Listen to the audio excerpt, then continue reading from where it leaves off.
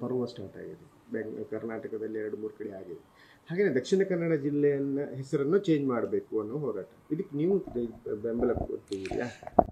ನಾನು ಒಬ್ಬ ಮಂಗಳೂರಿನವನಾಗಿ ದಕ್ಷಿಣ ಕನ್ನಡ ಜಿಲ್ಲೆ ಅಂತ ಹೇಳುವುದು ಭಾಳ ಹಿಂದಿನ ಹೆಸರು. ಬ್ರಿಟಿಷರ ಕಾಲದಲ್ಲಿ ಅದನ್ನು ಇಟ್ಟಿರ್ತಕ್ಕಂಥ ಹೆಸರು. ದಕ್ಷಿಣ ಕನ್ನಡ, ಉತ್ತರ ಕನ್ನಡ ಆ ರೀತಿ ಆಗಿರ್ತಕ್ಕಂಥದ್ದು. ಈಗ ದಕ್ಷಿಣ ಕನ್ನಡ ಜಿಲ್ಲೆ ಎರಡಾಯಿತು. ಒಂದು ಉಡುಪಿ ಜಿಲ್ಲೆ ಆಯಿತು, ಒಂದು ಮಂಗಳೂರು ಜಿಲ್ಲೆ ಆಯಿತು. ಮಂಗಳೂರಾದಾಗ ದಕ್ಷಿಣ ಕನ್ನಡ ಆಗಿ ಉರಿಯಿತು. ಉಡುಪಿಗೆ ಮಾತ್ರ ಉಡುಪಿ ಜಿಲ್ಲೆ ಅಂತ ಹೆಸರಿಟ್ಟರು. ನಾನೇನು ಹೇಳ್ತೇನೆ, ಈಗ ಒಂದು ಜನರ ಮನಸ್ಸಿನಲ್ಲಿ ಕೂಡ ಏನು ಬಂದಿದೆ ಅಂದರೆ, ಯಾವ ದೂರ ಊರಿಗೆ ಹೋದರೆ, ಈಗ ನೀವು ವಿದೇಶಕ್ಕೆ ಹೋದರೆ ಮಂಗಳೂರು ಜಿಲ್ಲೆ ಅಂತಲೇ ಕರೆಯುವಂಥದ್ದು. ಇನ್ನು ದಕ್ಷಿಣ ಕನ್ನಡ ಅಂತ ಹೇಳುವಂಥದ್ದು ಜನರ ಮನಸ್ಸಿನಲ್ಲಿ ಇನ್ನೂ ಇಲ್ಲ.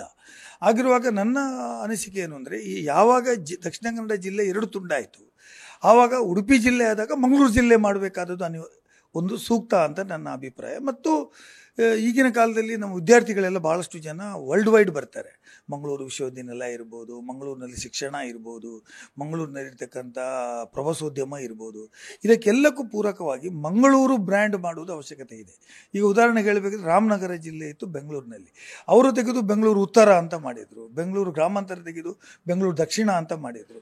ಉದ್ದೇಶ ಇರುವಂಥದ್ದು ಸುಲಭದಲ್ಲಿ ನಾವು ಒಂದು ಹೆಸರನ್ನು ಐಡೆಂಟಿಫೈ ಮಾಡಬೇಕು ಮತ್ತು ಅದರಿಂದ ಪ್ರಯೋಜನ ಆಗಬೇಕು. ಹಾಗಾಗಿ ಬ್ರ್ಯಾಂಡ್ ಮಂಗಳೂರು ಅಂತ ಮಾಡುವಂಥ ಕೆಲಸಕ್ಕೆ ನಾವು ಕೈ ಹಾಕಬೇಕು.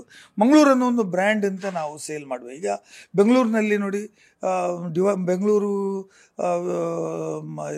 ನಗರ ಪಾಲಿಕೆಯನ್ನು ಡಿವೈಡ್ ಮಾಡುವಾಗ ಮಾಡಬೇಡಿ, ಬೆಂಗಳೂರು ಒಂದೇ ಇರಬೇಕು, ಬೃಹತ್ ಬೆಂಗಳೂರಿಂದ ಇರಬೇಕು ಅಂತ ಹೇಳಿದರು. ಈಗ ಅದೇ ಬೆಂಗಳೂರು ಬೃಹತ್ತನ್ನೇ ಇಟ್ಟುಕೊಂಡು 3 ತುಂಡುಗಳನ್ನಾಗಿ ಮಾಡಿದರು. ಹಾಗಾಗಿ ನಾನು ಹೇಳ್ತೇನೆ, ದಕ್ಷಿಣ ಕನ್ನಡ ಜಿಲ್ಲೆಗೆ ನೋ ರಿಲೆವೆನ್ಸ್.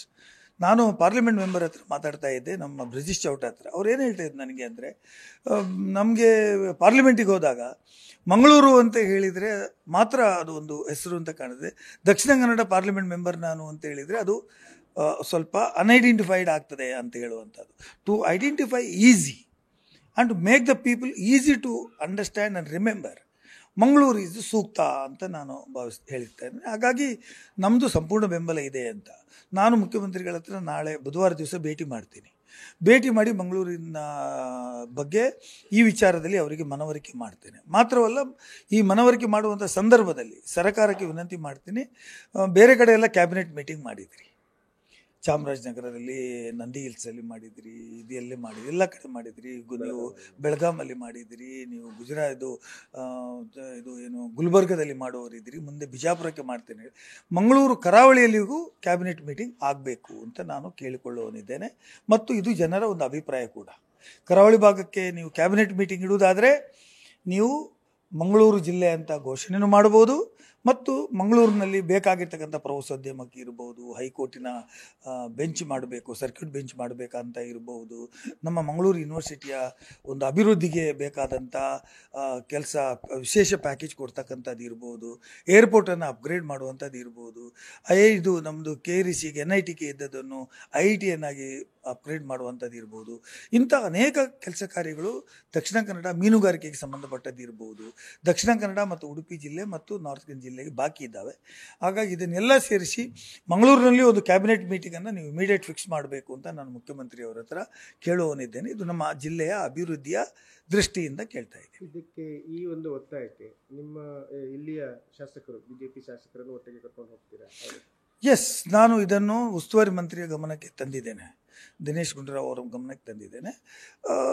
ಸರ್ಕಾರ to take a call. Cabinet meeting ಮಾಡಬೇಕಾದ್ರೆ ಇವರು ಒತ್ತಾಯ ಮಾಡಬೇಕಾದ್ದು, ಯಾರು ಒತ್ತಾಯ ಮಾಡಬೇಕಾಗಿದ್ದಿಲ್ಲ. ಸರ್ಕಾರಕ್ಕೆ ಅದು ಸಹಿ ಅಂತ ಅನಿಸಿದರೆ, ಈಗ ಮುಖ್ಯಮಂತ್ರಿಗಳಿಗೆ ಮಂಗಳೂರಿನಲ್ಲಿ ಕ್ಯಾಬಿನೆಟ್ ಮೀಟಿಂಗ್ ಆಗಬೇಕು ಅಂತ ತೀರ್ಮಾನ ಮಾಡಿದರೆ it is A decision can be taken by all the ministers. ಅದಕ್ಕೇನು ಒತ್ತಡ ಬೇಕು ಅಂತ ಇಲ್ಲ.